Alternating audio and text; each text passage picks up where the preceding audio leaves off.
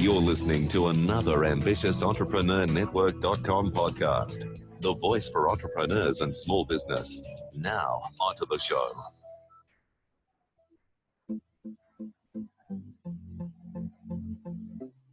This is Women in Leadership Podcast, featuring success insights from women around the globe. Now, over to your host, Anne-Marie Cross. And welcome to another episode of Women in Leadership Podcast. This is episode 87, and I'm your host, Anne-Marie Cross, the podcasting queen. Now, joining me on today's show is Carmen Williams. She is the founder of Strategic Action Consulting and brings with her over a decade of knowledge and experience, helping CEOs, entrepreneurs, and founders of medium and large-scale organizations get crystal clear on the strategic direction of their company so that they can reach their potential and successfully implement organizational change. Now, at the core of everything that Carmen does is an unwavering mission to equip leaders and their teams with the tools, resources, and systems necessary to create lasting change that will ultimately lead to a healthier workplace. Now, on today's show, Carmen is going to speak about 3 key reasons why business owners, CEOs, and founders struggle to achieve their goals and visions that they have for their business. She's going to talk about some of the practical key steps to help you get started on your journey to achieving your objectives across your enterprise, as well as how to develop and build yourself up as a leader of your business and ultimately impact and build up your team as well. So welcome to the show, Carmen. Thank you, Anne-Marie. Very excited to be here. Yes, me too. I'm really looking forward to you sharing your insights, because as we know, as business owners and founders, CEOs in our business, there are so many different challenges, so many different things we need to manage. And sometimes it can get in the way of us really building an organization that continues to achieve goals. Now, we said that you believe that at the heart of every organizational performance is the need for systems and people to work together in order to create those meaningful results in the company. But because of all of the pressures and the stress and change in the workplace, and from a global scale too, we still can struggle to achieve those meaningful results. So you say that there's typically 3 reasons why, as business owners, CEOs, and founders, we get stuck from achieving those goals. What are those 3 things? Yeah, so I find that a lot of leaders are overwhelmed. They might not know where they're heading. They might be fixing problems that are the wrong problems to fix. That might not be the root cause. And they also perhaps don't actually understand themselves, understand their leadership, and what their barriers to success are. So what I find is that once we work with leaders to look at those things and also look at their systems and their people, that they can have amazing results. Mm-hmm. Yeah. And often when they're not able to see that, we continue just spinning our wheels, don't we? And that overwhelm can continue to keep us stuck. What's one other reason that we continue to remain stuck? So what we find is that people remain stuck because they don't identify that, that overwhelm that they're feeling actually can be changed. So what we find is that leaders often just continue to feel that overwhelm feeling. It just continues, and what that does is that impacts both on their personal experience but also on their work performance. And so what they're doing is that they think they're being really good leaders by sticking it out, but actually it reduces their performance at work. So it's something that people should really focus on. Yeah, absolutely. It's one of those things, we don't know what we don't know, we can't see what we can't see, but often as leaders in our business, we are struggling, we're overwhelmed, we try and hide that, but a lot of times our other leaders who we are overseeing and other team members can certainly see that as well. What would you say is the biggest reason why leaders continue to do that? We continue to just struggle and pursue, even though we realize that it's not working, but we continue to do that. Why is that? Yeah, so leaders are high-performing people. They have achieved a lot, and they aspire to achieve a lot as well. I think some of them see it as a sign of weakness to actually reach out and get support. Just because you're getting support actually doesn't mean that there's something wrong per se, but it just means that you recognize that by getting some support, that you're actually going to achieve what you want, and you're going to achieve it sooner as well. Because as we know, timeliness is very important. So many of the people I work with, I'm sure that they could have implemented it over time, but by using the strategies that we work out together, that they actually achieve what they want quicker. Yes, absolutely. And I think what can often happen is that as leaders of our business, we can continue to grasp for something that, oh, look, maybe that will fix the issue, or maybe that will fix the issue. Oh, this strategy, this is the best one. However, we haven't taken that step back. As you said, we're overwhelmed, and it may be impacting a little bit, but we haven't really gone to the root cause of what really is the issue. When we deal with that, we find that other things can fall into place too. Do you find that as well? Yeah, it's about stepping back and seeing the forest from the trees. And I had experience just the other day when a leader said to me, oh, Carmen, can she asked me for advice on something. I said, look, I'm happy to give you my advice on that. But do you mind if we just take a step back? And what we did is we realized what the root cause of the problem was. And so the thing that she asked me was no longer actually really relevant, because now that we understood the root cause, it was a big thing. But now she just feels so much calmer because she knows exactly what the problem is, and she knows what her steps are to actually go and resolve that. So, sometimes when you're in it, you can't see it, but I facilitate people to, see that forest from the trees. Yeah, I love that. So the three things, if I'm understanding you correctly, are really overwhelmed. We need to stop, take a step back, and get out of that overwhelm so that we can focus on the right steps, the right strategies. We also tend to become very busy, so running around busyness. And I think busyness can sometimes cause us to assume that we are working, but actually we're working on the wrong things and not knowing where to start. Good points to be aware of.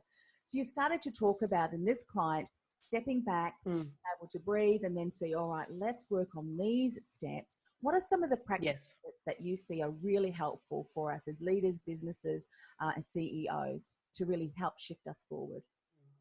Okay, so what I see, we work with a methodology, and there's 3 steps. And so obviously, depending on the challenge, will depend on how you apply the 3 steps. But the 3 steps remain. And what I'd like to share that today, because I think it can be really powerful and helpful for all the CEOs and business leaders out there.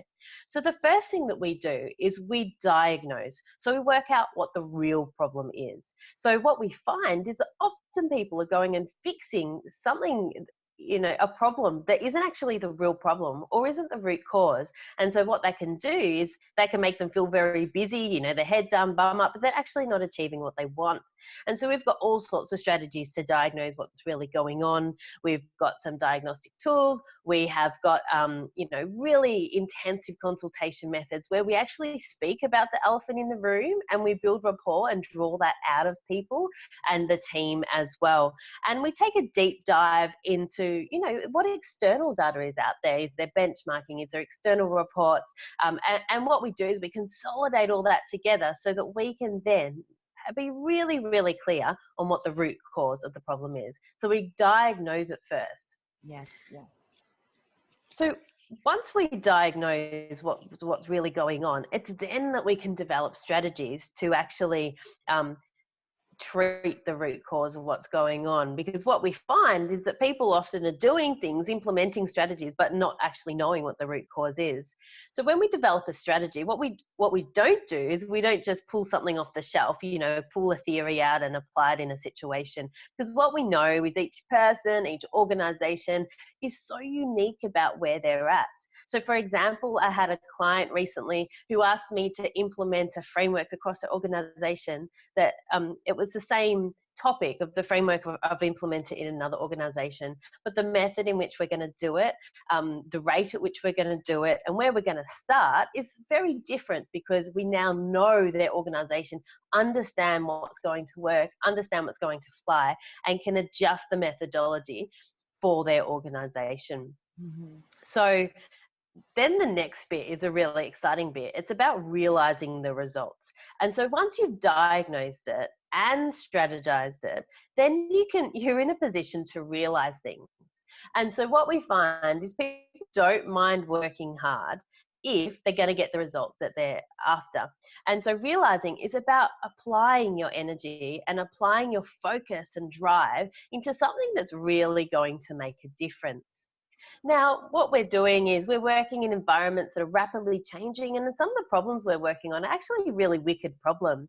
And so what we find is that we need to be dynamic, we need to have communication within the team, we need to have really clear reporting to the leader so that they can have all the information that they need and be able to make decisions in a timely way.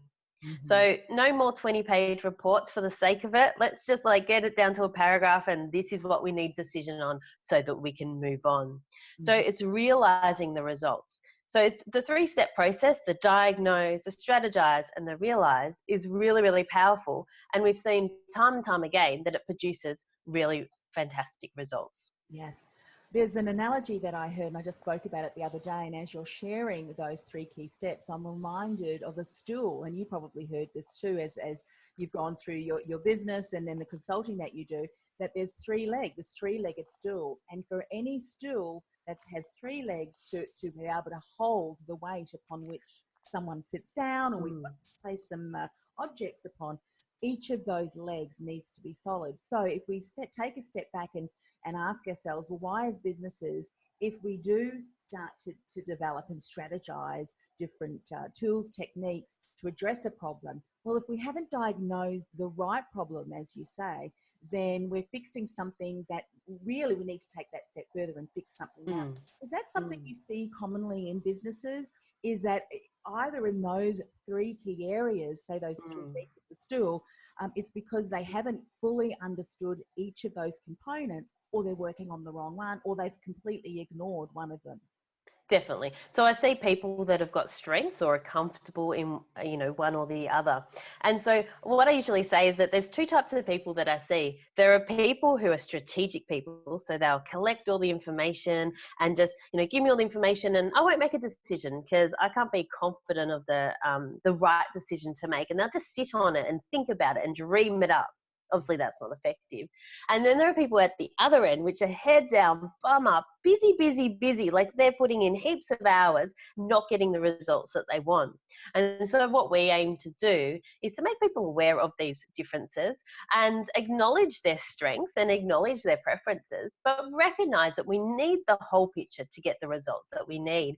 And so by supporting them to step through this process, the 3 steps, what we see is we have a really good balance of all those parts, and we're able to utilize people's strengths in the relevant section as well.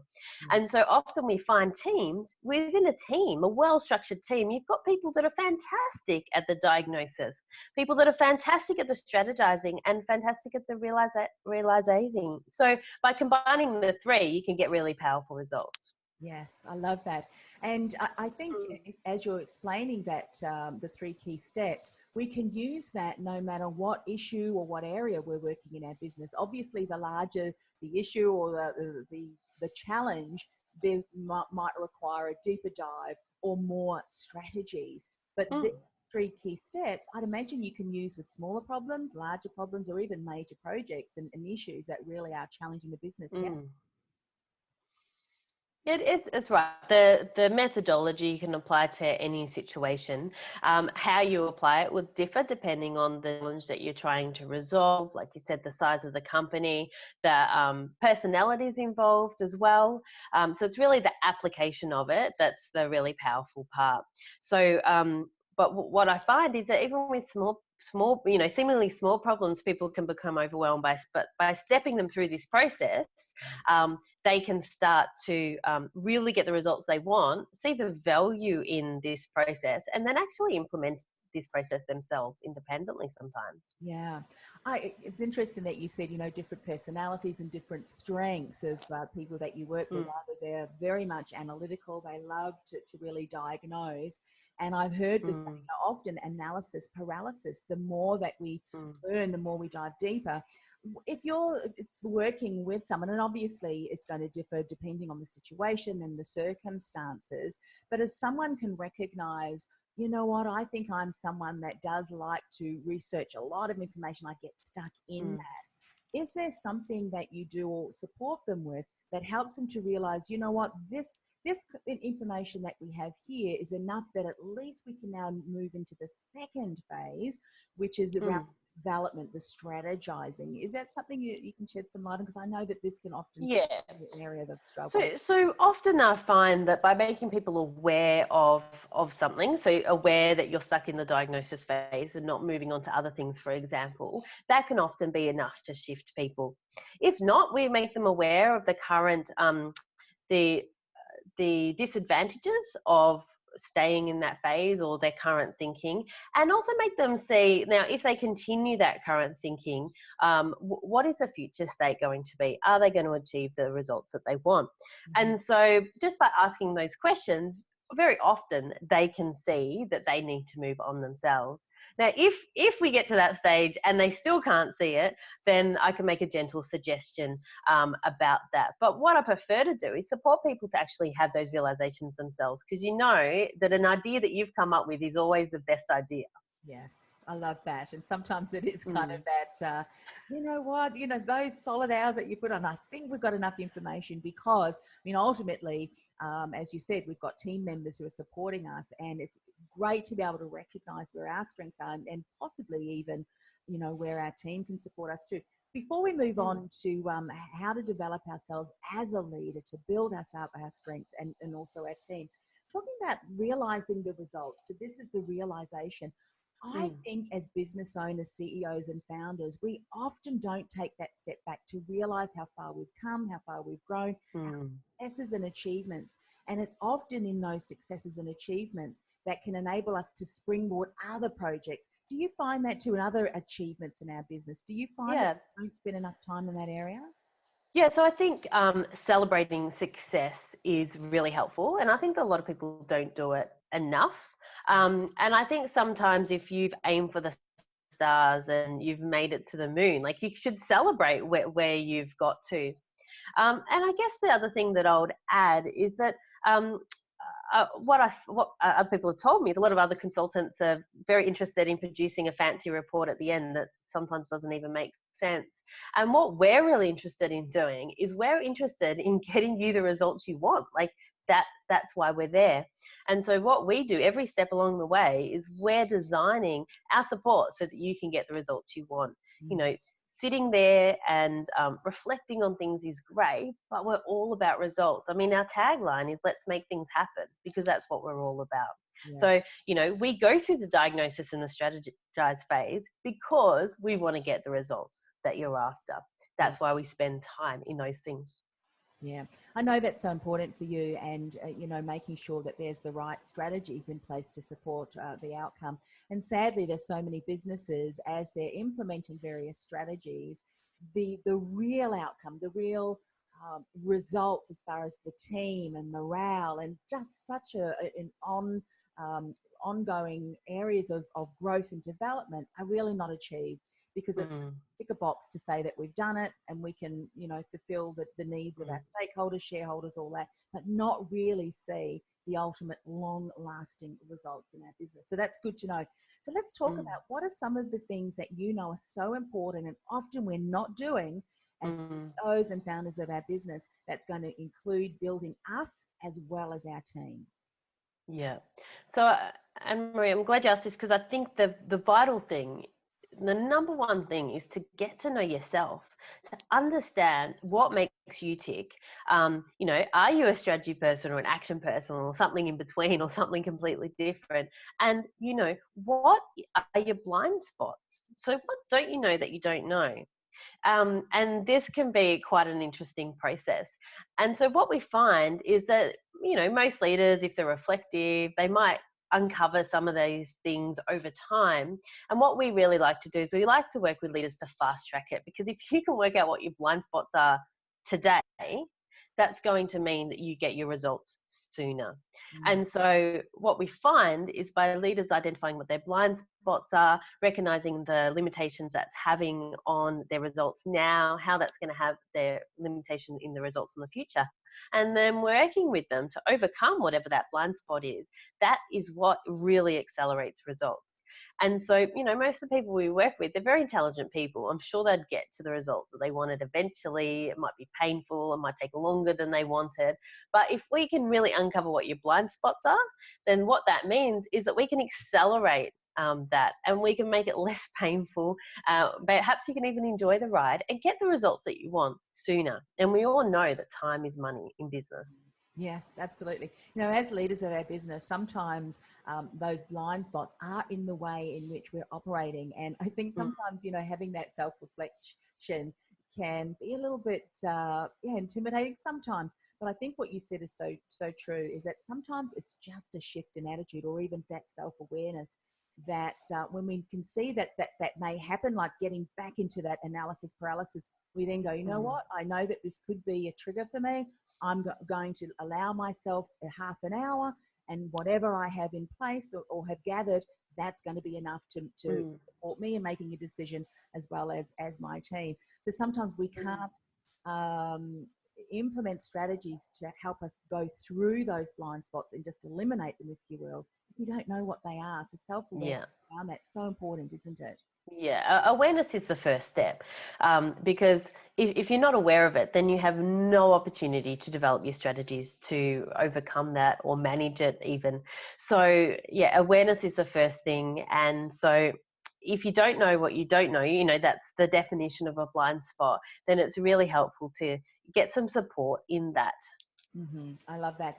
And I think before we start looking as CEOs and founders of our business, before we start looking at how can I implement some more strategies to support my team, we often have to look at how are we showing up in the workplace. Is the way that we're leading or communicating with our team inhibiting them from really tapping into the strengths and bring outcomes that we want? So we've looked at ourselves as leaders. What are some things as leaders now that we need to be aware of so we can support our team in being the best that they can be in the workplace, so that they can help contribute to the achievement of our outcomes? Yeah. So, just as you have blind spots, that your leaders have blind spots as well. And so you can look at ways in supporting your leadership to work through those blind spots and work out strategies for them. I think, as we discussed earlier, by having a team that has is awareness over what their skill sets are, whether they enjoy strategizing or actioning, awareness, and then developing a good mix as well. And, communication, it's a word that's said over and over again, but it's because it's so important. Communication is key for everything. So as a leader, your job is to make decisions, and you need to be able to communicate those decisions, and your team needs to be able to communicate to you the information that you need to make those decisions, and if you are experiencing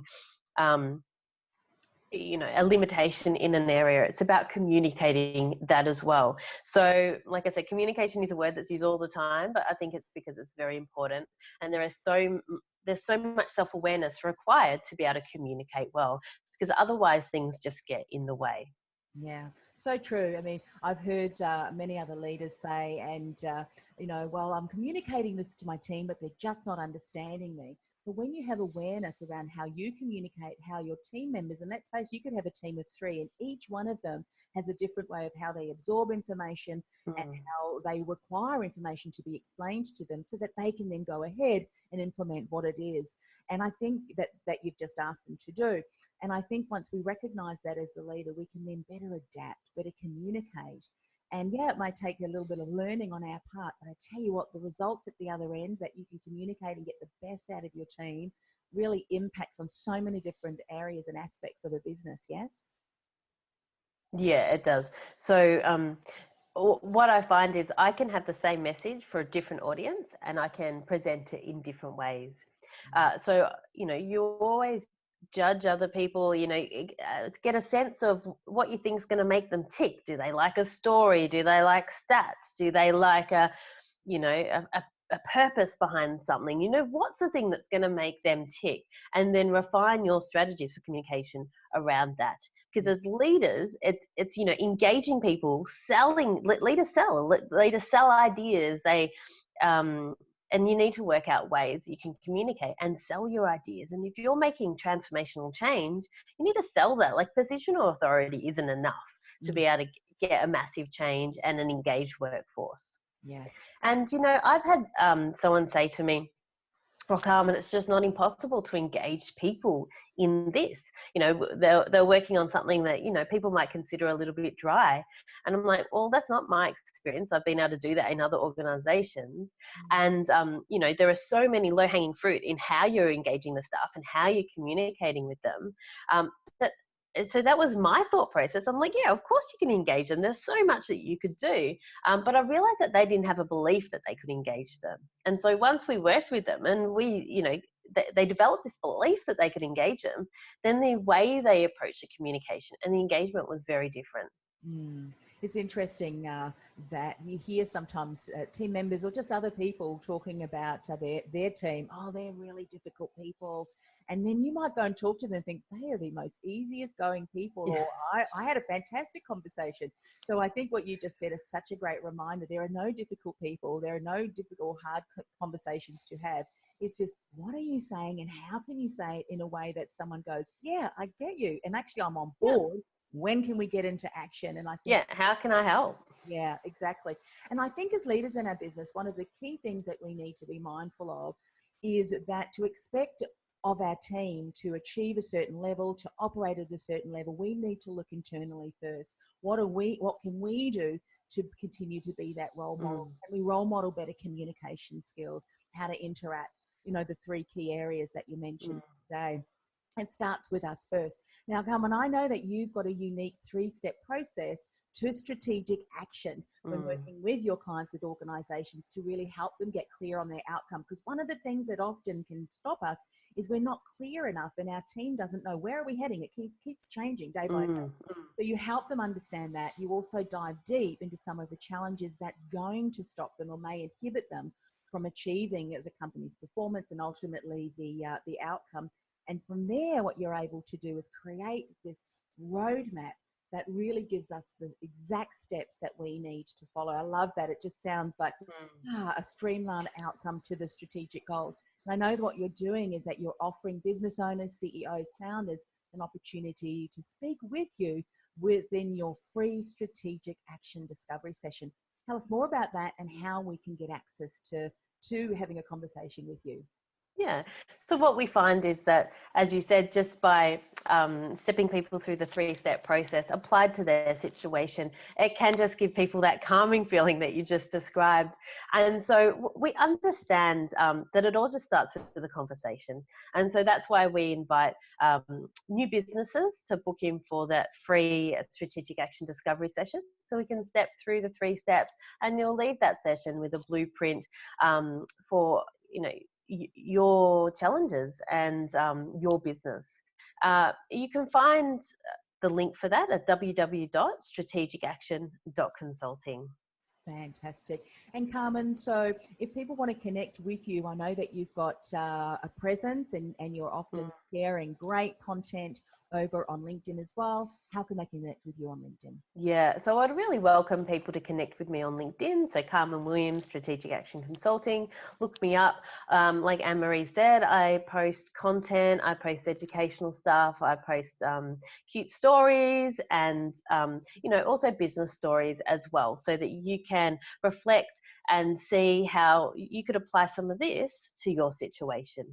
Yeah, fantastic. Thank you so much for coming on the show and sharing that. I know many of the organisations that you work with, Carmen, they are driven, they're mission purpose driven, and, you know, sometimes to achieve that mission, to make an impact that we know that they want. Some of the things we've spoken about is actually keeping them stuck from doing that, and by getting support and really helping us step back.